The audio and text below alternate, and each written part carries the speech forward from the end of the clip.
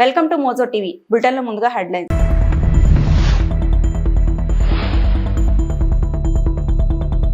గోరఖ్పూర్లోని గోరఖ్నాథ్ ఆలయంలో రాష్ట్రపతి ద్రౌపది ముర్ము ప్రత్యేక పూజలు.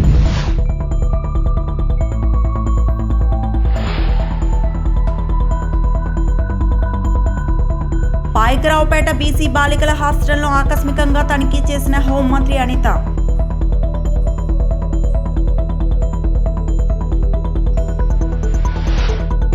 పాషమైలారం ఘటనా స్థలాన్ని పరిశీలించిన సీఎం రేవంత్ రెడ్డి.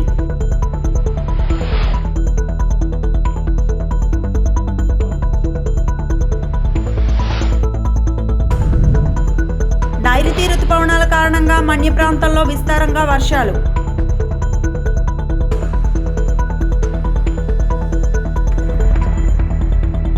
ఉత్తరప్రదేశ్ ముఖ్యమంత్రి యోగి ఆదిత్యనాథ్ తో కలిసి నివాసి ద్రౌపది ముర్ము గోరఖ్పూర్లోని చారిత్రాత్మక గోరఖ్నాథ్ ఆలయంలో ప్రార్థనలు చేశారు.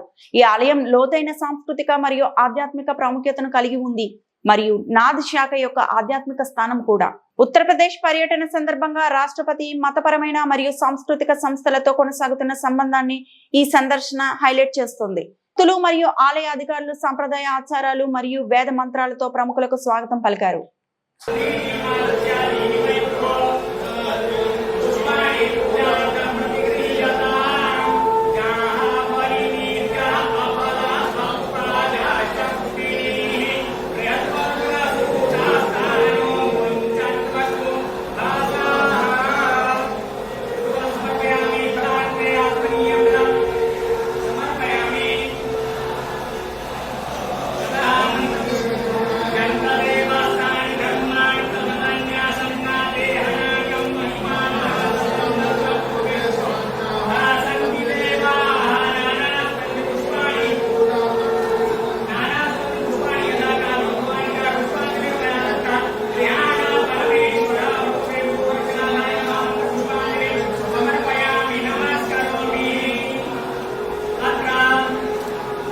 అనకాపల్లి జిల్లా పాయకరావుపేటలోని బీసీ బాలికల కాలేజ్ హాస్టల్ ను హోంమంత్రి మంగళపూడి అనిత ఆకస్మికంగా తనిఖీ చేశారు.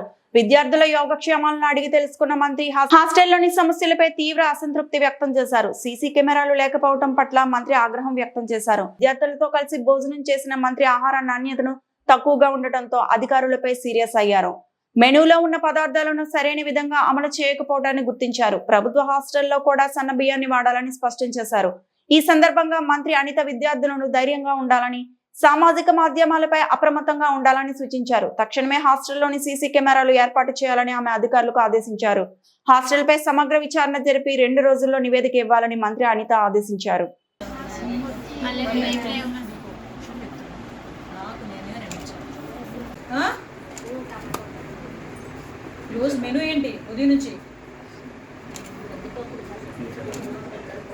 నువ్వేం చేసావని అడగలే, నీ మెనూ ఏంటి అని అడిగా.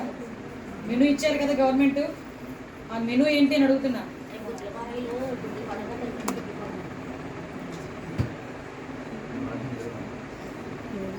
భోజనం కూడా సరిగా లేదు.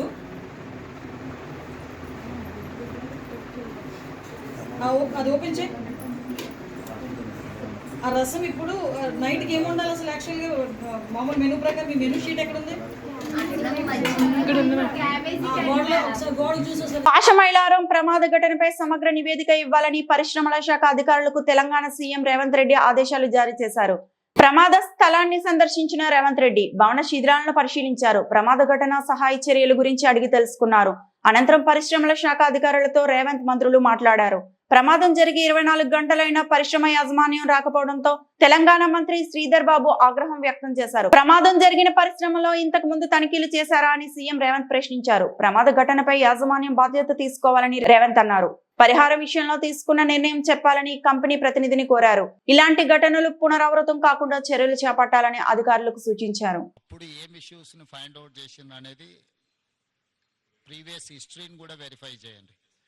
దాని తర్వాత ఇప్పుడు జరిగిన యాక్సిడెంట్ కు ఎక్స్పర్ట్స్ ను పెట్టి వాళ్ళు ఎక్స్పర్ట్స్ ఒపీనియన్ కలెక్ట్ చేయండి. జనరల్ ఒపీనియన్స్ లేకపోతే అజంప్షన్స్ తోని don't conclude with assumption or general opinion. I need specific reason for this accident, then only we can address. ఇప్పుడు ఈ రోజు ఇక్కడ జరిగింది, ఇట్లాంటి సిమిలర్ ఇతర పరిశ్రమలలో కూడా ఇట్లాంటి సమస్య రాకుండా ఉండాలంటే మనం ఏం ఇన్స్ట్రక్షన్స్ ఇవ్వాలి, వీటి మీద ఫోకస్ పెట్టాలనేది కూడా మనకు అర్థం కావాలి. దీని నుంచి మీరు నేర్చుకోవాల్సింది, దీని నుంచి చూడాల్సింది రెండు ఉన్నాయి. ఒకటి డీటెయిల్ రిపోర్ట్ కావాలి నాకు. డీటెయిల్ రిపోర్ట్ మీద ఇమ్మీడియట్గా మీరు దీన్ని అడ్రస్ చేయండి. ఈ అంటే ఎక్స్పర్ట్స్ను కాన్స్టిట్యూట్ చేయండి. ఇట్ ఈస్ జనరల్ ఒపీనియన్స్ మీద పోకండి. దీని రిలేట్ ఏముందో ఆల్రెడీ ఇన్స్పెక్షన్ చేసిన వాళ్ళని వేయకండి, బయట నుంచి ఆఫీసర్లను డెప్యూట్ చేయండి.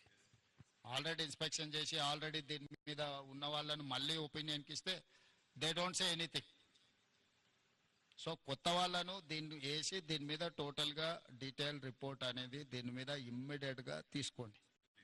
ఈ రిపోర్ట్స్ బేసిస్ మీద ఈ పాశమైలారంలో ఉన్న ఇండస్ట్రీలో ఇట్లాంటివి ఏమేమి ఉన్నాయి, వేటి మీద ఇంకా ఇట్లాంటి గతంలో ఇట్లాంటి ఏమైనా డెఫిషియన్సీ ఉండి వాళ్ళకి నోటీసులు ఇస్తే వాళ్ళు కంప్లై చేసిండ్రా లేదా, ఇమ్మీడియట్గా మిగతా వాటిని కూడా అడ్రస్ చేయాలి.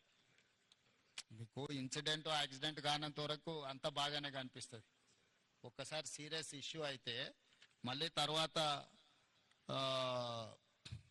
ఇదవుద్ది. దాని తర్వాత మళ్ళీ జరిగిన తర్వాత నువ్వేం చేయడానికి లేదు.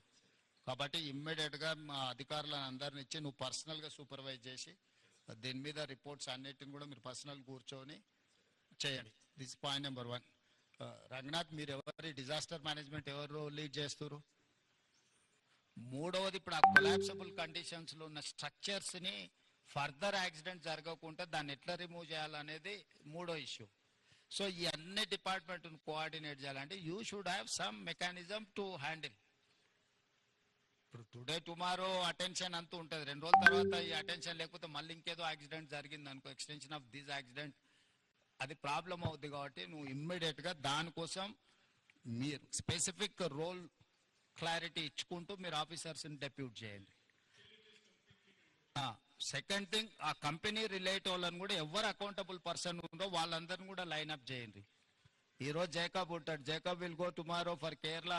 ప్రజలకు నిరంతరం అందుబాటులో ఉండటం అనేది రాజకీయాల్లో ఎంతో ముఖ్యమని, అందుకు సోషల్ మీడియాను విస్తృతంగా ఉపయోగించాలని యువ విభాగాన్ని ఉద్దేశించి వైఎస్ఆర్సీపీ అధినేత మాజీ సీఎం వైఎస్ జగన్మోహన్ రెడ్డి అన్నారు.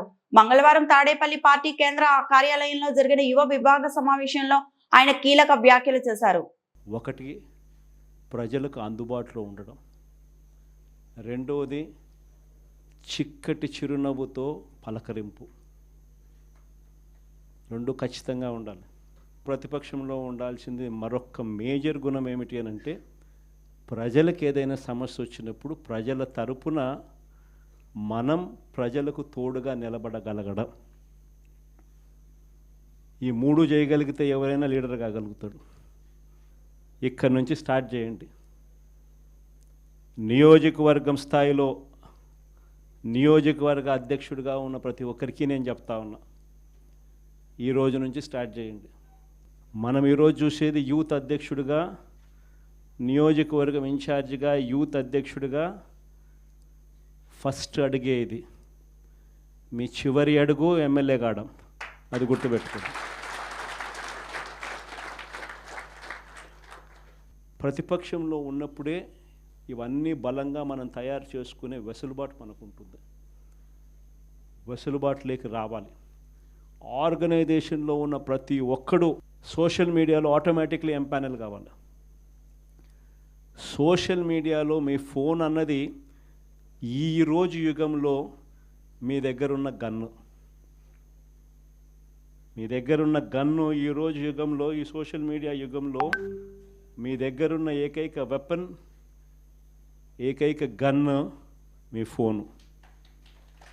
ఆర్గనైజేషన్ పరంగా మీరు దాంట్లో ఎంపానల్ అయిపోయి ఉండాలి.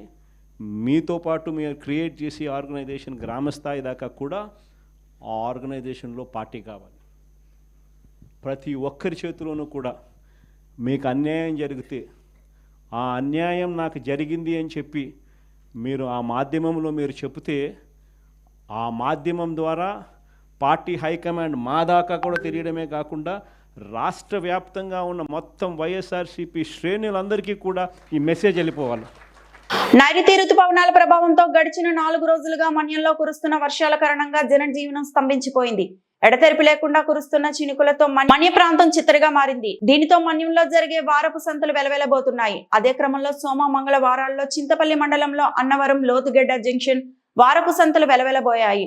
వాళ్లకు సంతలకు వచ్చిన చిరు వ్యాపారులు ప్రజలు తీవ్ర ఇబ్బందులు ఎదుర్కొన్నారు. ఈ ఋతుపవనాల ప్రభావం మరో కొన్ని రోజులు ఇదే విధంగా కొనసాగుతూ ఉందని వాతావరణ నిపుణులు చెబుతున్నారు.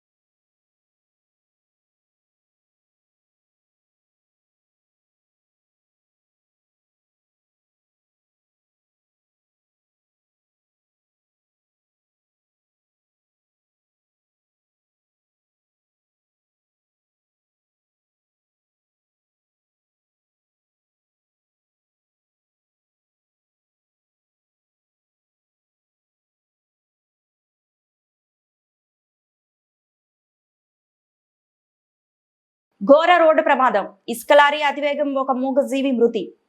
ములుగు జిల్లా వెంకటాపురం మండలం శివారులో ఇండియన్ పెట్రోల్ బంక్ ఎదురుగా ఇసుక లారీ అతివేగం వల్ల ఒక మేక మృతి చెందిన ఘటన చోటు చేసుకుంది. మేకల కాపరి నూగురు గ్రామంలో మేకలను కాపు కాయించి ఇంటికి తిరిగి వస్తున్న తరుణంలో ఇసుక లారీ డ్రైవర్ నిర్లక్ష్యం వల్ల ఈ ప్రమాదం చోటు చేసుకుందని మేకల కాపరి వాపోతున్నారు. ఈ ఘటనతో ఇసుక లారీ వల్ల గంట వరకు స్తంభించిన రాకపోకలు. తెలంగాణ సరిహద్దు మండలాలు అయినటువంటి వెంకటాపురం, చెర్లలో అధికంగా ఇసుక ర్యాంపులు ఉండటంతో లారీల రద్దీ పెరిగింది. దీంతో లారీలు అతివేగంగా రహదారులపై నిత్యం ఏదో ఒక ప్రమాదం జరుగుతూనే ఉంది. లారీల అతివేగాన్ని తగ్గించి డ్రైవర్లు మద్యం సేవించకుండా డ్రైవింగ్ చేయాలని, ఇసుక లారీల వేగాన్ని కట్టడి చేయాలని సంబంధిత అధికారులు దీనిపై చర్యలు తీసుకోవాలని ప్రజలు కోరారు.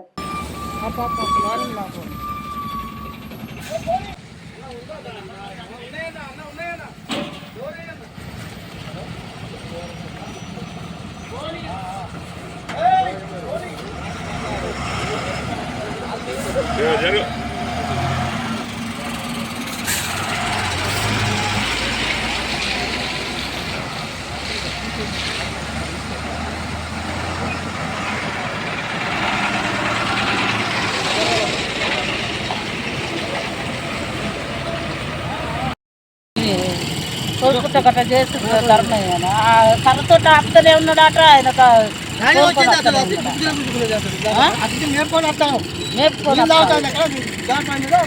అట్లా చేస్తారా? మేకలు 100 అటు మేపుకొని వస్తాను. నూగురు గట్టుకు పోయి మేపుకొని మెల్లగా రోడ్డు పక్కన పెట్టి వస్తాను. ఒక మేక అటు పోయింది, అటు నుంచి తిరిగాక తోక్కిండు. అది చెయ్యి అడ్డం పెట్టిన కొద్దిగా ఆగు ఇతలకు దాడుతుంది అనే లోపల అయిపోయింది. కథం అన్నమయ్య జిల్లా చిన్నమండెం మండలంలోని మల్లూరు కొత్తపల్లి మరియు మల్లూరు శ్రీరామ్ నగర్ ప్రజలు నిర్వహించిన పెద్దాయన పాలకొండ్ర నాయుడు సంస్కరణ సభలో సుగవాసి ప్రసాద్ బాబు ముఖ్య అతిథిగా పాల్గొన్నారు. ఈ సందర్భంగా ఆయన మాట్లాడుతూ, ఏ గ్రామానికి వెళ్ళినా, ఏ పల్లెకి వెళ్ళినా ఈ పనులన్నీ మీ తండ్రి గారు చేసినవే.